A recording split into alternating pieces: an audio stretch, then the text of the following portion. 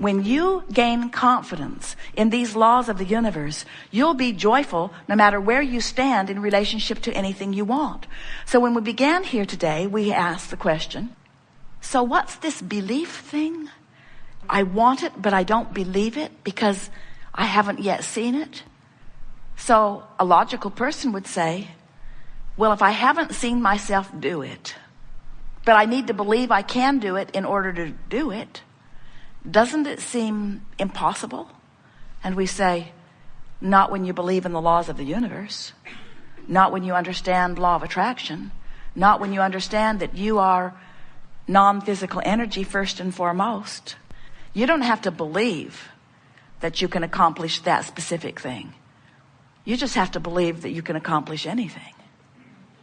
You just have to understand that the universe has your back, that the law of attraction will yield to you the equivalent of what you're offering vibrationally. You just have to believe that your emotions never lie to you, that your emotions every time give you the feedback that lets you know whether you're in vibrational alignment with what you want or not. So over time, we've offered many different analogies, but our favorite one so far is this. So you are source energy, and a part of you comes forth into the physical, while the larger, far and away, the larger part of you remains eternally and non-physically focused, as source always does. Source, get it? Source. Some say, Abraham, why doesn't source come forth and be physical if source thinks we should like physical so much? And we say, that's like asking the electricity in your wall to come forth and be the toaster. Sometimes the toaster is happy that there's electricity coming through the wall, you see. And so it's the same thing. Source is source, and you are an extension of source out here on the leading edge. So here you are out here on the leading edge as extension of source, exposing yourself to new ideas and launching constant new rockets of desire, which the source within you embraces and becomes the vibrational equivalent of immediately. And when that happens, there is a vibrational disparity between you in the physical and you in the non-physical. In other words, the non-physical you not only believes that this can be, but knows it. Not only believes and knows that it can be, but already is it. Already is it. It's already done, vibrationally speaking. When you ask, it's done. There's just one little thing you have to do as you are physically focused, and that is you have to become a vibrational match to what you're asking for. So over here, where who you really are is, and where the culmination of all of your rockets of desire are, and where the source within you in its expanded version because of you is, we're calling this the vortex of creation. It's the vortex. It's a vibrational reality. We talked earlier about how when you look at something that's already manifested in your reality, you say, well, I can believe that because I can see that. I believed my chair would hold me, and I believe the sun will come up in the morning because I've seen it enough that I believe it. There's a lot of things that I believe because I'm witnessing the manifestation of them. And we say, if you will decide today that you're not going to need to witness the manifestation of something before you believe it, you will become the creator who can create anything that you desire. And we want you to understand that it's easy to do because over here in your vibrational reality, by the way, this is the reality that precedes all manifested reality. So don't feel bad. Sometimes our physical friends think, oh, well, yeah, vibrational reality. I'm rich there. I'm skinny too. But what we want you to understand is the vibrational reality always precedes the reality. And if you have knowledge of the existence of this vibrational reality, if you know about this vortex, do you know what happens over here in this vortex of creation? Law of attraction is responding to the desire and causing a culmination, assembling all cooperative components. So everything that is necessary for the achievement of anything that you want has already been assembled. The question that we want to ask you is, are you a cooperative component? Or are you over here keeping alive a belief of doubt that contradicts what you're asking for? And the answer to the question, if you are feeling negative emotion, then you're keeping alive a vibration that contradicts it. Because if you're even hoping you're over here on the edge and the vortex is taking you in. In other words, this is a powerful vortex of attraction. and it will bring everything that matches it. But if you're over there beating the drum of why you want it, in other words, I want it because it's miserable not having it. I want it because I don't have it and I don't like not having it. As you beat that drum, you keep alive in yourself, active in your vibration, a frequency that prevents you from being brought in. If you could meditate, you'd stop your resistance and in you'd go. If you would appreciate, you'd stop your resistance and in you'd go. Even if you are in the attitude of hopefulness, in you'll go. But if you're mad, if you're ornery, if you're defeated, if you're fearful, if you're disappointed, if you're angry, if you're frustrated or overwhelmed, if you're feeling those emotions, and what are they? Those emotions don't just come out of thin air. Those emotions every single time are indicators of your vibrational relationship with who you have become. If life didn't cause you to become this more over here in the vortex,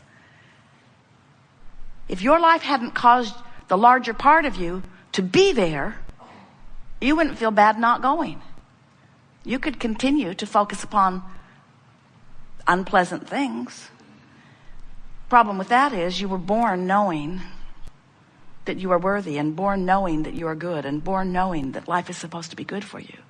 And when you first got here, you didn't have anything going on in your vibration that contradicted that. So you were tuned in most of the time, like the beasts of your planet are mostly in the vortex. So today, as we're talking with you about anything that's important to you, we see our greatest advantage to you to coax you into the vortex.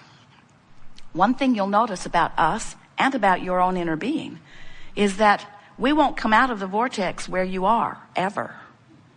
In fact, that's why you have negative emotion. If we would come out and complain with you, your complaint would feel blissful because there would be no separation. But since your inner being does not come out and complain with you, Esther can drag Jerry over there. Jerry can drag Esther over there. In other words, you can drag each other over there. And if they don't come easily, you get really feisty with them. You say, "You're not supporting me. I think you should support me. How come you're never there for me? How come you're never there for me?" And the correct answer to that question is because I'm over here in the vortex for me. Because if I come over there out of my vortex for you, I'm worthless to you. We can just bang over here together in misery, which justifies that until death do us part stuff that we, no matter how miserable we are, we'll stay together.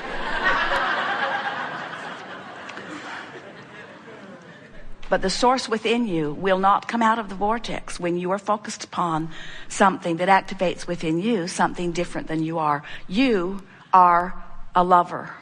And when you hate, you're separating yourself from who you are. Separation's too strong a word because you cannot ever sever yourself from that. And sometimes you think you would like to.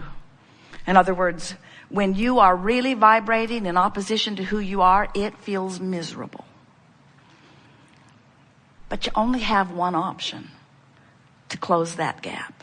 You only have one option if you want to feel better, and that is find the best feeling thought. Adjust your vibration. Adjust your vibration, which means adjust your thought, which means adjust your belief, which means adjust your vibration, which means stop the resistance. And when you stop the resistance, you will become a cooperative component. And when you're a cooperative component, you'll be drawn in just like all of the other cooperative components, and you'll live happily ever after. Until the next contrasting thing throws you out of the vortex. But no problem. Once you get out, it's no problem because you know how to get back in. And you know, also, we want you to remember that there are 3 steps to the creative process. Step 1 says, contrast will cause you to ask. That's normal. That's why you came forth. You said, I will expose myself to contrast so that I can define with greater clarity desires in this leading edge time-space reality. That really is what you said. So step 1 is important to the creative process. Just don't make a career of being in step 1. Let the contrast help you take step 1, and source will take step 2. Your inner being, source, law of attraction will gather together all cooperative components. Step 2 is not your work. When you ask, it is answered, it is given, it is done. But step 3 is your work. And step 3 is you got to get in the vortex. You got to find some way of thinking thoughts that let you come into vibrational proximity of this vortex of creation. And when you do, when you get in that vortex, it will all have been worth it. And then when we say, are you enjoying the contrast of your time and place? You will say, yes, it's just like I knew it would be. It inspires me all day, every day to greater expansion. And now I know about my emotional guidance system. And now I've learned to focus my own mind. I don't stay focused long on things that bother me. But I'm not bothered by being bothered, because every time I feel negative emotion, I say to myself, oh, good, I'm having a step 1 moment.